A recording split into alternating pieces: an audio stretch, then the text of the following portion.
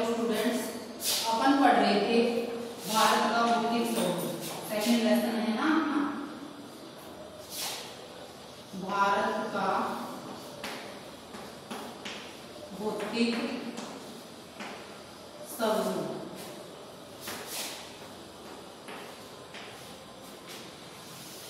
अब अपन ने इसमें मैंने तुम्हें बताए थे कि 6 प्रकार के भौतिक स्वरूप पाए जाते हैं, जिनमें से अपन ने हिमालय का पहले भाग का,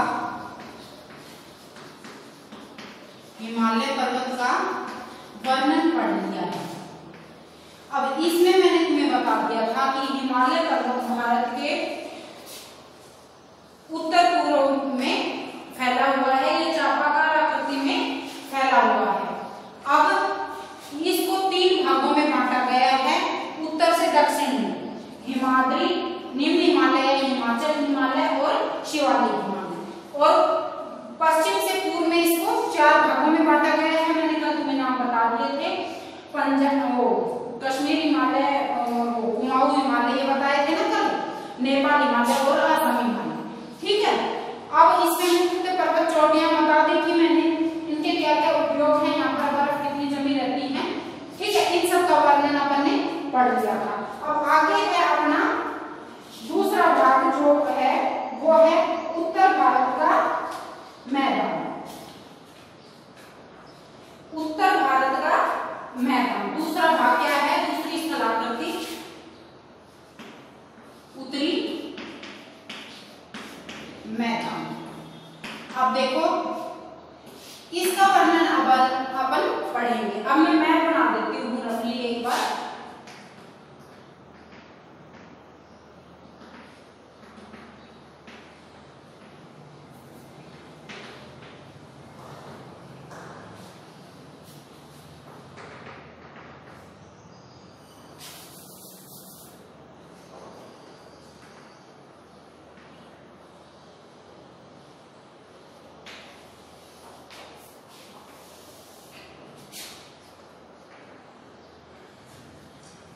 ये रफली मैप बना दिया मैंने।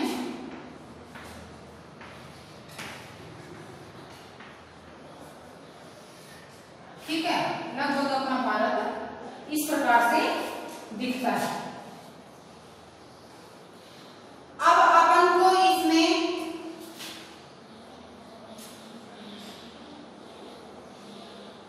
देखो ये मैप बना दिया।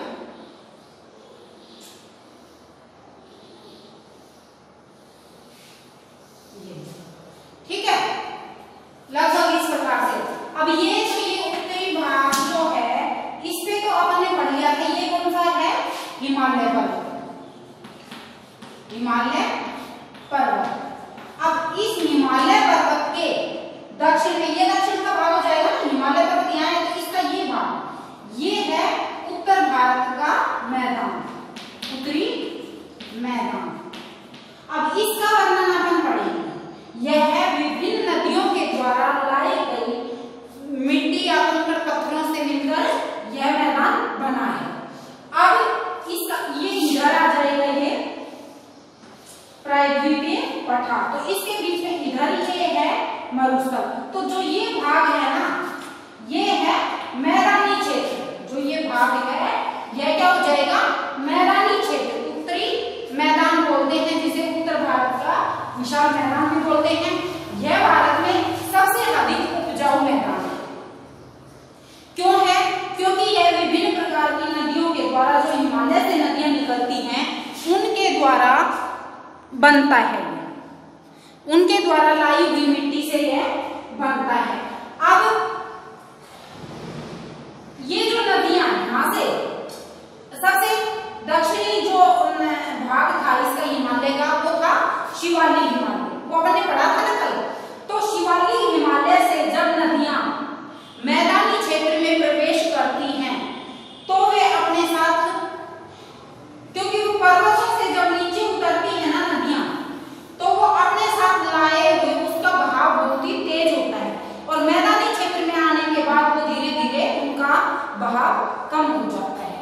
तो वो अपने साथ विभिन्न प्रकार के जो पदार्थ लाती हैं वो मैदानी क्षेत्र में छोड़ती हुई चलती हैं आगे, क्योंकि बहाव कम हो जाएगा तो वो चीजें जो अपने साथ लाती हैं वो वहीं छोड़ देती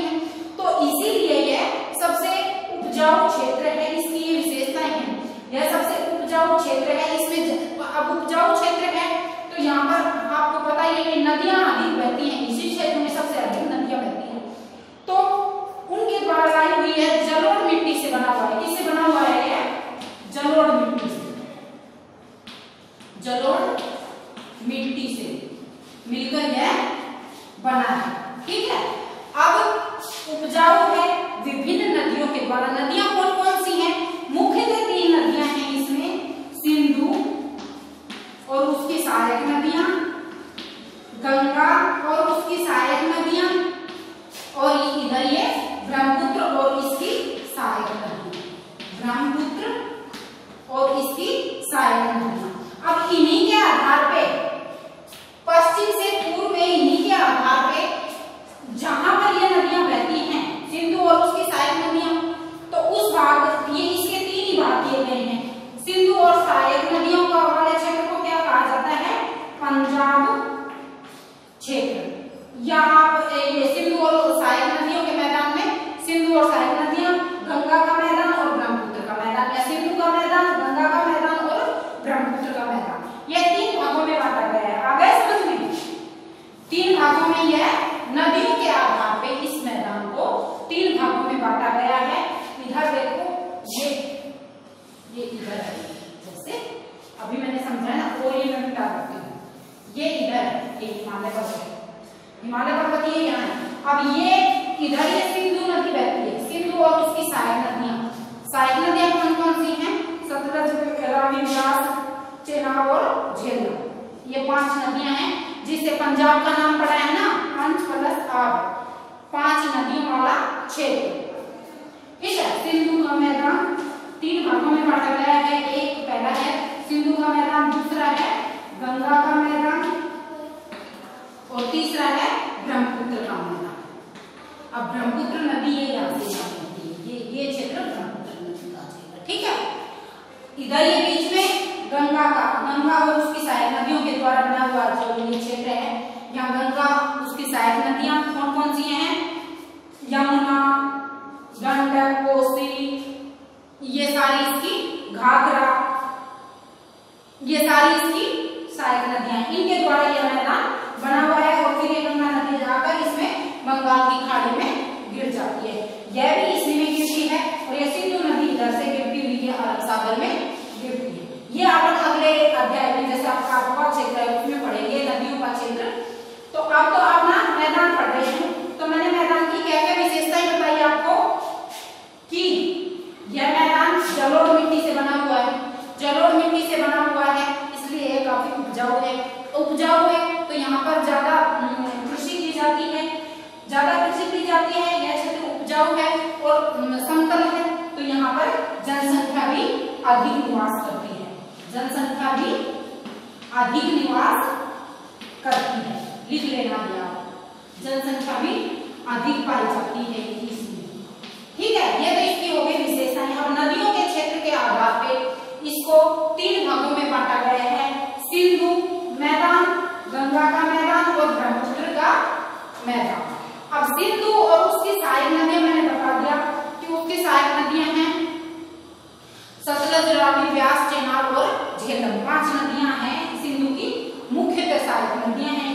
गंगा और उसकी सहायक नदियां, गंगा, यमुना, गंडक, कोसी, घाघरा, ये सारी इसकी सहायक नदियां हैं।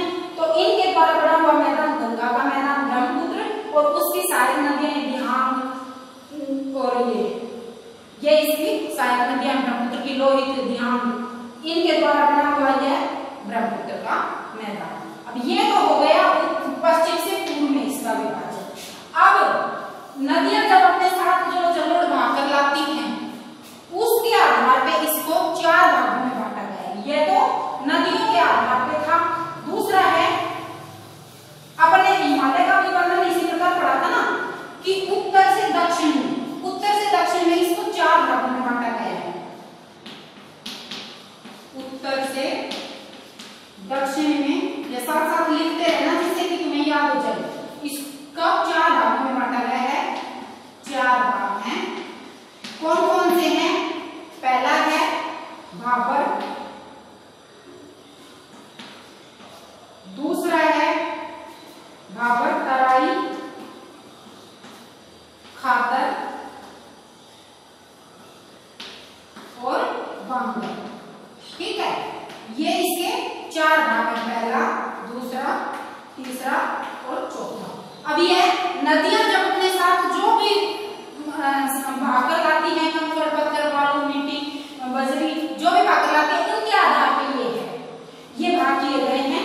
उत्तर से दक्षिण में इसके 4 भाग हैं, उत्तर के मैदान के।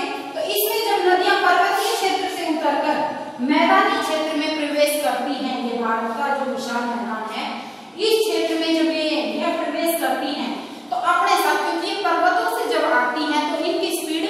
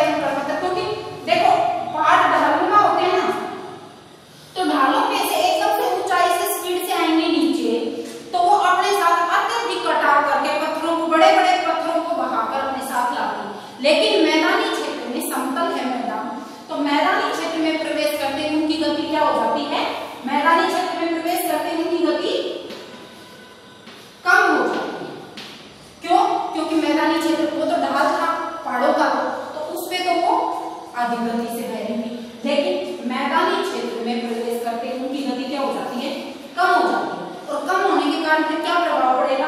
कम होने के कारण जो बड़े बड़े कंकड़ पत्थर अपने साथ लाते हैं ना, बड़े बड़े पत्थर, वो यही छोड़ देती है इस क्षेत्र में। बड़े बड़े कंकड़ पत्थर इस क्षेत्र में छोड़ देती है। जिस क्षेत्र में बड़े बड़े कंकड़ पत्थर छोड़ती हैं उस क्षेत्र को क्या बोलते हैं? भाबर। जिस क्षेत्र में नदियां ढालों से बहकर बड़े बड़े कंकड़ पत्थर अपने साथ लाती हैं और उनको वही छोड़ देती हैं, तो उस क्षेत्र को क्या बोलते हैं? भाबर का मैदान। क्या बोलते हैं? भाबर का मैदान। ठीक है। अब भाबर के मैदान में एक और विशेषता है। एक तो आपको ये याद रखनी है कि यह अधिक ऊंचाई से आती हैं, इनकी स्पीड अधिक होती है, गति अधिक होने के कारण यह अपने साथ जो बड़े बड़े कंकड़ पत्थर लाते हैं उनको मैदानी क्षेत्र में प्रवेश करते ही ये वहीं पर छोड़ देती हैं। क्यों छोड़ देती हैं? क्योंकि इन नदियों की गति कम हो जाती है, स्पीड कम हो जाती है, तो ये अपने साथ। अब कई बार ऐसे होता है कि इतने बड़े बड़े कंकड़ पत्थर यहाँ छोड़ती हैं तो इनमें जो कई छोटी नदियां होती है ना, वो कई बार तो इनमें लुप्त हो जाती हैं, बहती हुई दिखती नहीं, इतनी अधिक मात्रा में ये अपने साथ ये कंकड़ पत्थर बाहर लाते हैं। तो इनकी एक और विशेषता क्या हो गई कि कई बार नदियां इनमें लुप्त हो जाती हैं और वो फिर दोबारा किसमें दिखाई देती हैं? वो फिर देती है तराई में। इसके आगे जब ये कंकड़ पत्थर तो यहाँ जमा कर दिए, अब इसके आगे बनेंगी नदियां बह के जाती हैं। अब बड़े कंकड़ तो इन्होंने कौन से क्षेत्र में जमा कर दिए? भाबर के मैदान, भाबर वाले क्षेत्र में। और उसके बाद जब ये आगे चलेंगी नदियां तो रुकती थोड़े हैं, इनकी स्पीड ऊंचाई कम हो जाए, लेकिन जब इन नदियों में जल बहता रहता है तो ये लगातार बहती रहती है। तो इसमें अब ये भाकर लाती है, ये भी इसमें कर दी। अब इसके बाद बड़े कंकड़ तो यहाँ पत्थर तो यहाँ जमा कर दिए। अब इसके बाद जो बारीक मिट्टी बजरी कण जो अपने साथ आती हैं वो तराई के क्षेत्र में जमा कर देती है। ये तराई का क्षेत्र भाबर से लगता हुआ ही क्या है? ये तराई का क्षेत्र है। तो इसीलिए तराई जो है काफी उपजाऊ मैदान है, काफी, क्योंकि जो पतली गाद है धीरे धीरे, जैसे देखो एकदम से स्पीड कम भी नहीं होती है, लेकिन जो सामान जैसे एक तो अपन देखो यूं ढलान में अपन पानी डालते हैं, आप एक बार अपना उदाहरण देख लो, तो ढलान में जब अपन यहाँ से पानी डालेंगे यूं वैसा हो जाएगा, तो यहाँ उसकी स्पीड ज्यादा रहेगी, फिर धीरे धीरे करता हुआ वो धीरे धीरे स्पीड कम हो जाएगी। इसी प्रकार नदियों का काम है। तो नदियों में जब यहाँ मैदान में आती है थोड़ी स्पीड कम होती है, बड़े कंकड़ छोड़ती है, फिर उसके बाद थोड़ी और मैदानी क्षेत्र में वो जाती है तो वो पतले जो बालू के कण हैं, बजरी है, मिट्टी है या छोटे छोटे कंकड़ पत्थर हैं, उनको वो छोड़ती हुई फिर आगे चलती है। तो ये हो जाएगा, यह काफी तराई वाला जो क्षेत्र है यह काफी उपजाऊ होता है। ठीक है, क्योंकि इसमें नदियों की स्पीड थोड़ी सी कम हो जाती है। और एक और विशेषता मुख्य है, जो नदियां इस भाबर वाले क्षेत्र में विलुप्त हुई थी इन पत्थरों में ही, वो फिर इस भाग में निकलकर दोबारा से बहने लग जाती हैं। कौन कौन सी नदियां बहती हैं ये कंफ्यूज होने की जरूरत नहीं। मैंने 3 नदियों के नाम अभी आपको बताए थे, सिंधु, गंगा और ब्रह्मपुत्र। अब ये तीनों नदियां और इनकी सहायक नदियां, ये बड़ी नदियां हैं और इनकी छोटी सहायक नदियां हैं, उनके द्वारा इस मैदान का निर्माण हुआ है और उन्हीं में इनका निर्माण होता है। अब ये भाग अपन ने समझने के लिए विशेषताओं के आधार पे किए हैं। अब भाबर और तराई आपके आ गया होगा समझ में। बड़े कंकड़ पत्थर जहां पर शिवालिक से लगती हुई जो पट्टी है वो तो भाबर कहलाती है। इसमें बड़े बड़े कंकड़ पत्थर नदियां अपने साथ लाए हुए छोड़ती हैं, तो इसमें कई बार ऐसे होता है कि कई छोटी नदियां इन्हीं में लुप्त हो जाती हैं और वो किस भाग में निकल के दिखाई देती हैं, फिर दोबारा तराई वाले भाग। तो यह काफी उपजाऊ है। अब इससे आगे है खादर और बांगर 2। ठीक है, जहां पर अब ये इसमें देखो आपकी बुक में भी दे रखा है कि इसमें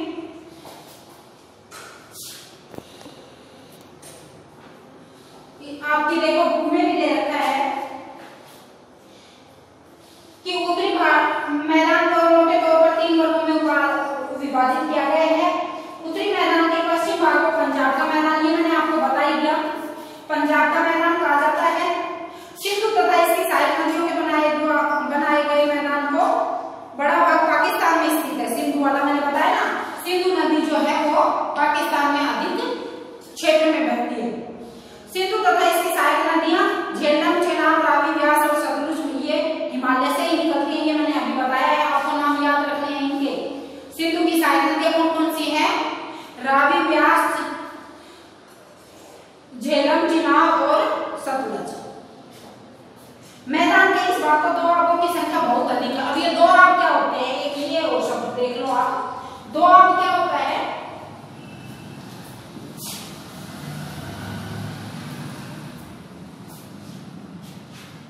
दोआब का अर्थ होता है दो नदियों के बीच का क्षेत्र। दो नदियों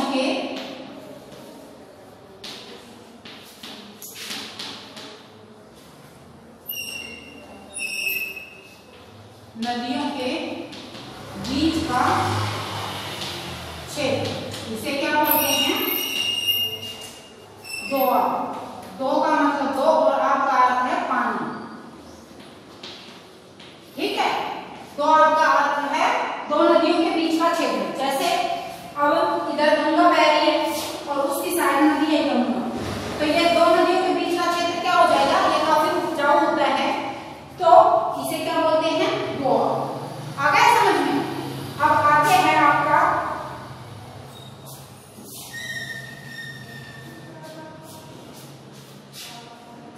गंगा के मैदान का विस्तार घग्गर तथा तीस्ता नदियों के बीच है। यह उत्तरी भारत के राज्यों हरियाणा, दिल्ली, उत्तर प्रदेश, बिहार, झारखंड के कुछ भाग तथा पश्चिम बंगाल में फैला हुआ है।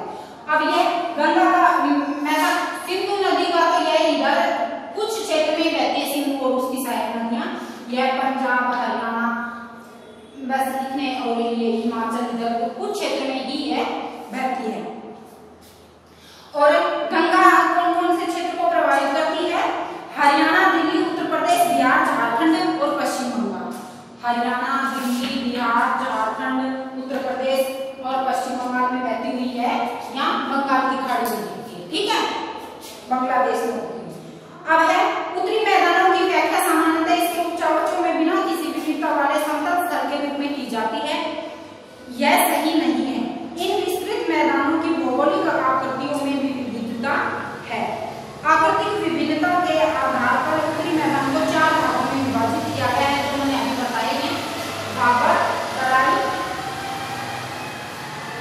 नदियां पर्वतों से नीचे उतरते समय शिवालिक की ढाल पर 8 से 16 किलोमीटर की चौड़ी पट्टी में गुटिका का निक्षेप करती है। इसे भाबर के नाम से जाना जाता है। गुटिका का मतलब होता है अपने साथ लाए हुए जो बड़े बड़े पत्थर को बोलते हैं। सभी सरिताएं इस भाबर पट्टी में विलुप्त हो जाती हैं। सरिताओं का मतलब है जो कुछ नदियां, बड़ी नदियां तो जैसे अधिक बहाव के साथ बहती हैं, लेकिन उनकी सहायक नदियां भी होती है ना, वो क्या करती हैं कि इसी क्षेत्र में, भाबर वाले क्षेत्र में विलुप्त हो जाती हैं। इस पट्टी के दक्षिण में ये सरिताएं नदियां पुनः निकलकर, मैंने अभी बताया ना, इसके फिर दक्षिण में इधर बहती हैं, तो ये तराई वाले क्षेत्र में ये नदियां फिर दोबारा से निकलकर बहने लगती हैं और दलदली क्षेत्र का निर्माण करती हैं, जिसे तराई कहा जाता है। यह वन्य प्राणियों से भरा घने जंगलों वाला क्षेत्र होता है। अब है उत्तरी मैदान का सबसे विशालतम भाग पुराने जलोढ़ का बना हुआ है। वे नदियों के बाढ़ वाले मैदान के ऊपर स्थित है तथा वेदिका जैसी आकृतियां प्रदर्शित करते हैं। इस भाग को बांगर के नाम से कहा जाता है। पुराने जलोढ़ वाले भाग, एक होता है पुरानी जलोढ़ और एक होता है नवीन जलोढ़, दो भाग होते हैं। ये मिट्टी के प्रकार हैं। अब पुरानी जलोढ़ से बने हुए भाग को तो क्या कहा जाता है? पुरानी जलोढ़ से बने हुए भाग को बांगर। पुरानी जलोढ़ से बने हुए भाग को क्या कहा जाता है? पुरानी जलोढ़ मिट्टी से बना हुए भाग को क्या कहा जाता है? बांगर। और नवीन जलोढ़ या नई जलोढ़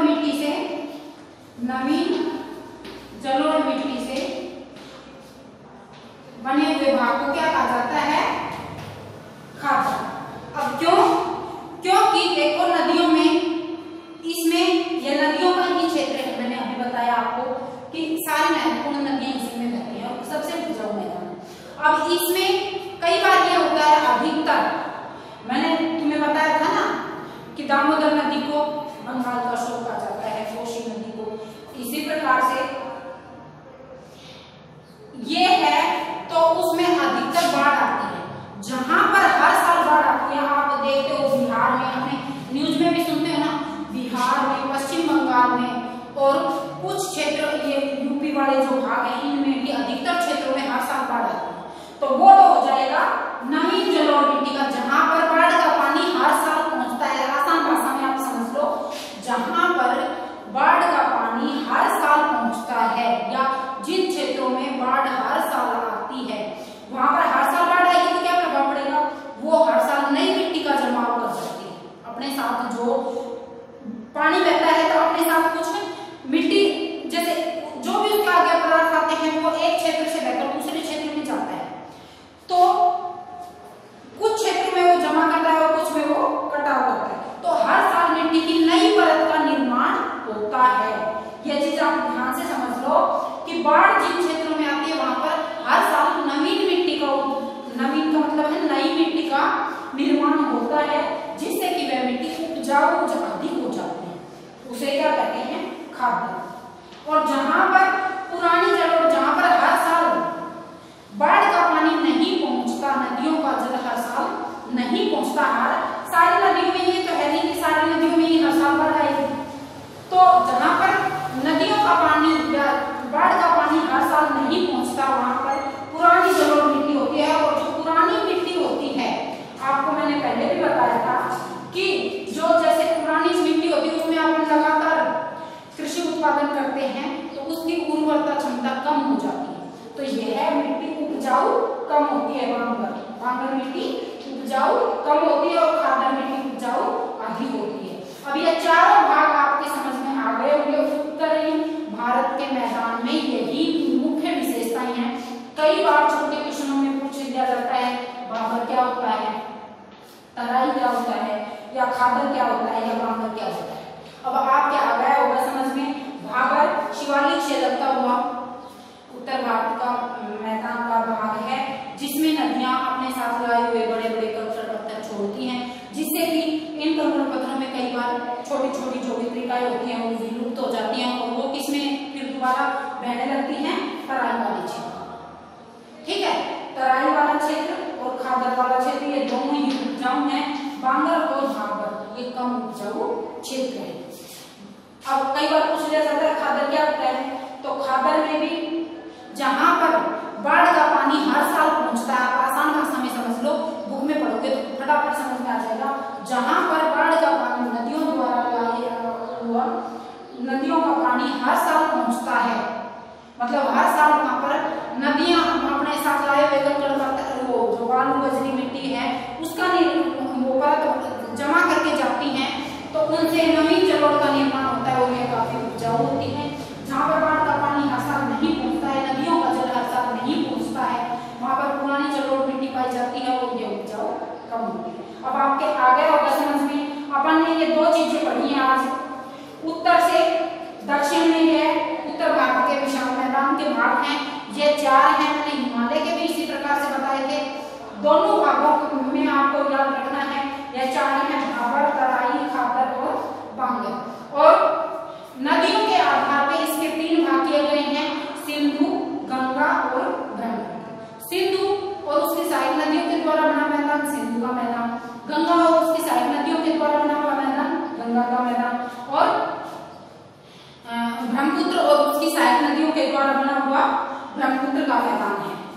अब अपन को ये याद रखना है कि इनमें मुख्य मुख्य बातें मैंने आपको बता दी हैं, ये ढंग से समझ लेना। अगर फिर भी आपके समझ में कुछ भी नहीं आए तो आप मेरे से फोन करके पूछ लेना कि इसका अर्थ क्या होगा। ढंग से एक बार की बजाय चाहे दो बार सुन लेना इसको, लेकिन क्योंकि ये समझने का है, जब तक आप मैप में नहीं समझोगे ढंग से तब तक आपके समझ में नहीं आएगा। आपकी ज्योग्राफी में यही है कि मैप के द्वारा समझोगे तो आसानी से चीजें याद हो जाएंगी। अब आपको ये सारी चीजें याद रखनी है और अपना होमवर्क हर ग्रुप में डाल भी देंगे, हर सैटरडे को आप जमा कर फोटो खींच के कॉपी की, और टेस्ट भी होंगे, हम आपको पहले बता देंगे, तो साथ साथ लर्न करते रहें। ठीक है, आज के लिए इतना ही। अब अपन कल पढ़ेंगे प्रायद्वीपीय पठार, इसको